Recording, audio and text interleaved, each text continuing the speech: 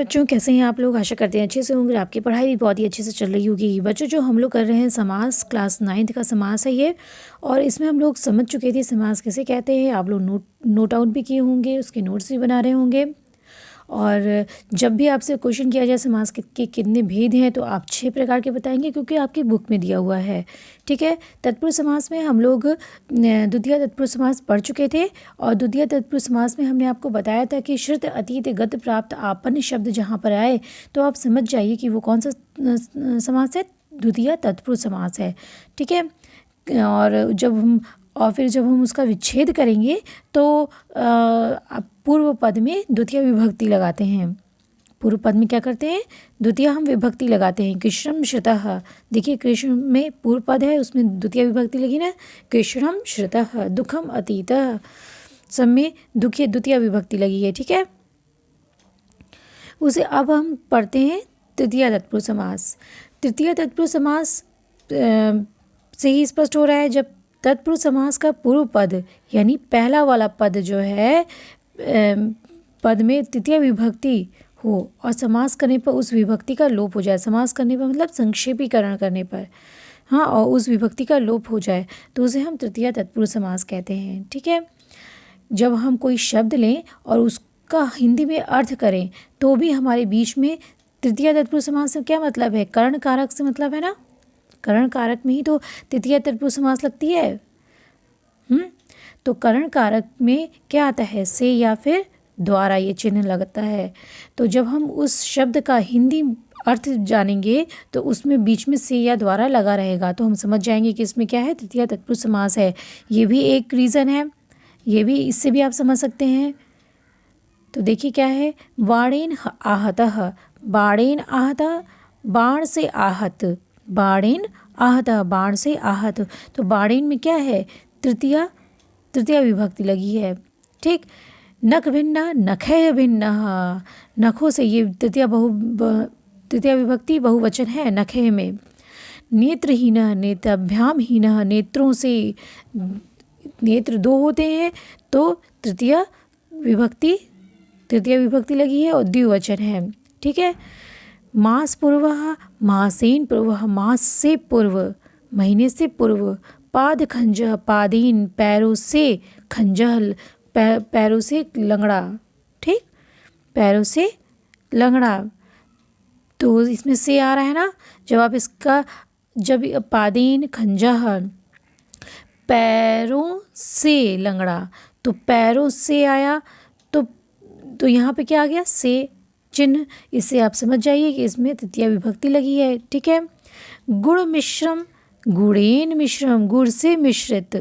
ठीक है, गुड़ से मिश्रित, तो से आ गया बीच में, यानी कि तृतीय विभक्ति लगी है। हरित्राता, हरिणात्रातः, तृतीय विभक्ति है। हरि में आएंगे तो क्या है जाएगा, हरि, हरिम, हरिणा, हरिये, हरिये, हरिणा में क्या है, तृतीय विभक्ति लगी है। तृतीय विभक्ति एक वचन, तो हरि त्राता, इसमें भी हरि से रक्षा, हरि से कह रहे हैं कि रक्षा करने के लिए। ठीक। तो हरिणा, इसमें क्या है, तृतीय विभक्ति लगी है। तो इस तरह से आप जो हिंदी में अर्थ करके आप समझ सकते हैं कि उसका क्या मतलब है, इसमें कौन सी विभक्ति लगी है और कौन सा समास है। एक तरह से ये भी हो सकता है। एक तरह से जब आप हिंदी में इसका अर्थ करेंगे, तब आप समझ सकते हैं, विभक्ति पहचान सकते हैं कि कौन सी विभक्ति लगी है और कौन सा समास है। विभक्ति लगी है तो पक्का है कि तत्पुरुष समास है, और कौन सी विभक्ति लगी है, जो विभक्ति लगेगी वही विभक्ति का तत्पुरुष समास होगा। ठीक। और दूसरा चीज़ ये है कि आप हमेशा याद रखिए, जैसे कि हमने आपको बताया था कि द्वितीय तत्पुरुष समास में श्रुत अतीत गत प्राप्त आपन्न शब्द आए, तो आप समझ जाइए कि द्वितीय तत्पुरुष समास है। उसी प्रकार से तृतीय तत्पुरुष समास में जब भी समास पूर्व, सदृश्य, ठीक है, कलह, निपुण जो होता है, वो सप्तमी में भी, ये निपुण शब्द सप्तमी में भी इस्तेमाल करते हैं और तृतीय तत्पुरुष समास में भी। तो निपुण, मिश्र, सम, ये 6 शब्द प्रातः मतलब प्रायः ये 6 शब्द ही आते हैं। तो ये 6 शब्द ही 6 शब्द का इस्तेमाल हो तो आप समझ जाइए कि उसमें कौन सा समास है, तृतीया तत्पुरुष समास है। ठीक है। पूर्व सदृश कलह निपुण मिश्र सम, पूर्व सदृश कलह निपुण मिश्र सम, इसको 2 से 4 बार जब आप बोलेंगे तो आपकी मस्तिष्क में बैठ जाएगा। और श्रुत अतीत गत प्राप्त आपन द्वितीय तत्पुरुष समास में जो है शब्द इस्तेमाल किया जाता है, जिससे कि समझ में आता है कि ये द्वितीय तत्पुरुष समास है। ठीक है। और पूर्व सदस्य कलह निपुण मिश्र सम, ये हम तृतीय तत्पुरुष समास में यूज़ करते हैं। ठीक है, ये शब्द, तो इससे समझ में आएगा कि ये तृतीय तत्पुरुष समास है। ठीक है। चतुर्थी, अब चतुर्थी तत्पुरुष समास जहाँ पूर्व पद चतुर्थी विभक्ति का होता है। ठीक है। और समास करने पर चतुर्थी विभक्ति का क्या हो जाता है, लोप हो जाता है। जैसे हम द्वितीय और तृतीय पढ़े हैं वैसे ही चतुर्थी तत्पुरुष समास है, चतुर्थी विभक्ति लगती है। हाँ, और अब आपको रूप भी याद करना चाहिए। जैसे कि अब तक 6, 7, 8 तक में पढ़ते आए होंगे तो राम का रूप, बालक का रूप, पुस्तक का रूप, रमा, नदी, गति, इन सब स्त्रीलिंग, पुस्तक में नपुंसक लिंग, इन सब रूपों को जब आप याद करेंगे तो आप जो है इसको अच्छे से कर पाएंगे, अच्छे से जो है विभक्ति कर पाएंगे। ठीक है। ये तो साइड की बात है। और वैसे हम आपको बता दें कि ज़्यादातर द्वितीय विभक्ति जो होती है उसमें क्या इस्तेमाल करते हैं, म का, जैसे पुस्तकम, रामम, म का इस्तेमाल करते हैं ना।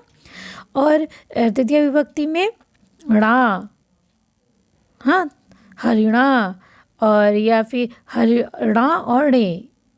ठीक है, णा, णे या ने का अंत में लगा होगा आपके। ठीक है। और बहुवचन है तो एह लगाता है, बहुवचन है तो क्या कर देंगे, नैह, नैह, रामैह, या ए की मात्रा लगती है। ठीक है, क्या लगती है, ए की मात्रा बहुवचन में। और चतुर्थी विभक्ति लगी है तो आय, अंत में क्या लगता है, आय, प्रायः। ठीक है, आय, तो रक्षाय, भूताय, धनाय, कुंभाय, ब्रह्मणाय, धनाय, देख रहे हैं इसमें आय आय लगा है। हाँ, जब आप विभक्ति करेंगे, जब इसका विच्छेद करेंगे तो आप चतुर्थी विभक्ति लगाएंगे। और चतुर्थी विभक्ति को पहचानने के लिए हम आपको ये शब्द बता रहे हैं।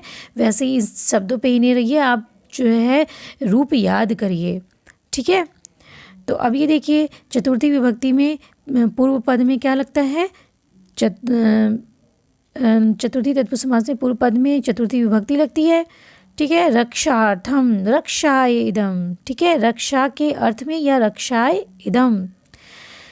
भूत बलि, भूताय बलि, भूत बलि, भूत, रक्षाय, रक्षार्थम, रक्षा के लिए यह, रक्षा के अर्थ में या रक्षा के लिए यह।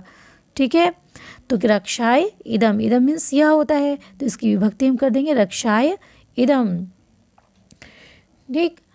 भूत बलि, भूताय बलि, धन कामना, धनाय कामना, धन के लिए कामना। कुंभ मृतिका, कुंभाय मृतिका, कुंभाय मृतिका, कुम्हार के लिए मिट्टी।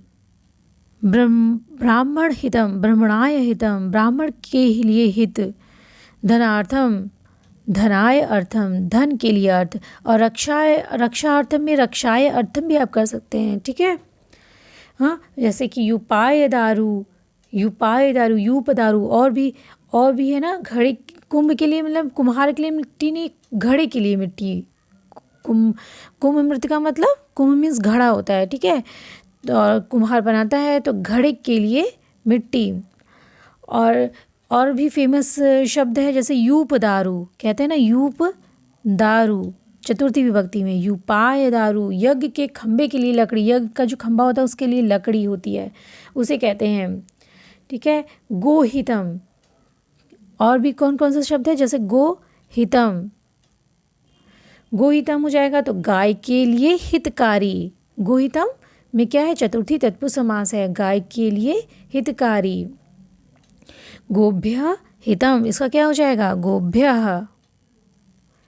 इसीलिए कह रहे हैं जब आप इसको रूप आपको याद करना ज़रूरी है, गोभ्य हितम। ठीक है। और और क्या हो सकता है, धन कामना, तो धनाय कामना इत्यादि शब्द जो है आपके बनते हैं। और दूसरी चीज़ ये है, जैसे कि द्वितीय विभक्ति और तृतीय विभक्ति में आपने देखा शब्दों को, वैसे ही चतुर्थी विभक्ति में भी कुछ शब्द हैं जो कि चतुर्थी तत्पुरुष समास में प्रयोग किए जाते हैं। वो कौन कौन से शब्द हैं? बलि, ठीक है, बलि, हित, सुख रक्षित, सुख रक्षित, बलि, हित, सुख रक्षित। ये क्या है? ये शब्द जो है किसमें प्रयोग किए जाते हैं? आपके चतुर्थी तत्पुरुष समास में प्रयोग किए जाते हैं। तो इन शब्दों को नोट आउट कर लीजिए। ये शब्द आपके संस्कृत में आएंगे, जो आपके शब्द बनेंगे उसमें ये शब्द रहेंगे। और ये प्राय इन्हीं शब्दों से ही पूछे जाते हैं जो एग्ज़ाम में आते हैं। तो आप बलि, हित, सुख रक्षित जब आपकी बुक में आए तो आप समझ जाएंगे, कॉपी में आएगा तो आप समझ जाएंगे क्या होगा।